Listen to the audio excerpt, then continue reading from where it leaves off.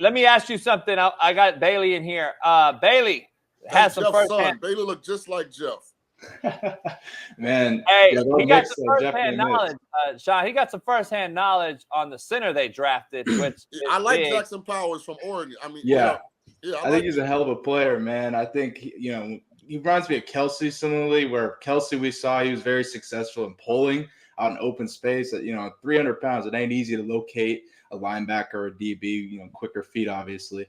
I saw that a lot with this film. I think he's very good pulling as well. Inside run, I think he'll be solid for them. And ultimately, if O'Connell's going to have success, they need, like you said, interior offensive line help. So I think Powers Johnson's a great get for him.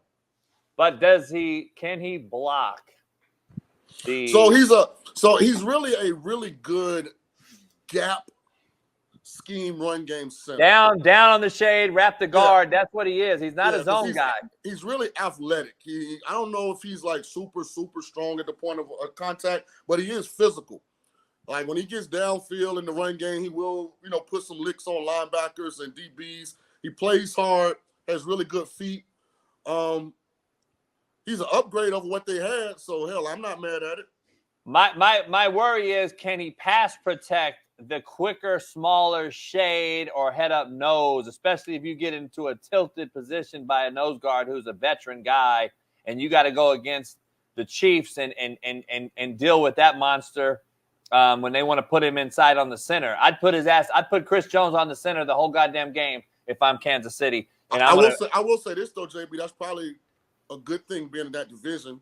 First of all, he gets to go against Christian Wilkins every day in practice, so it's not like he's going to be shocked from a talent standpoint. And then that division don't really have great interior D linemen outside of Chris Jones. And it's all about how you structure practice, in my opinion. Because what is your scout card showing leading up to particular games? Let's just say Kansas City, that's the last team that beat Kansas City, by the way, was AP and the Raiders, who actually dominated the Chiefs that last game of the season before they went on their Super Bowl run. But let me ask you, how you design scout cards is critical, because if this rookie center is really the center for Aiden O'Connell and that Raiders offense, let's be honest, the Raiders are a 40 front. They're not covering up the center in their defense. So when they go good versus good in practice, the center is uncovered. So I got to draw up cards to make sure that I prepare this youngster with a body over his ass on scout cards.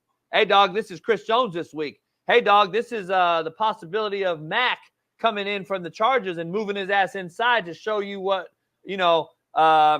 Aaron Donald used to be, the quick burst 3 technique moving into the shade position, which we see Chris Jones being moved around in Kansas City. I'd move Chris Jones all over the field up front if I was a defense coordinator for the Chiefs like they do. Spagnuolo does. So you got to draw up the cards with the rookie center a lot different than you do with a veteran like Jason Kelce.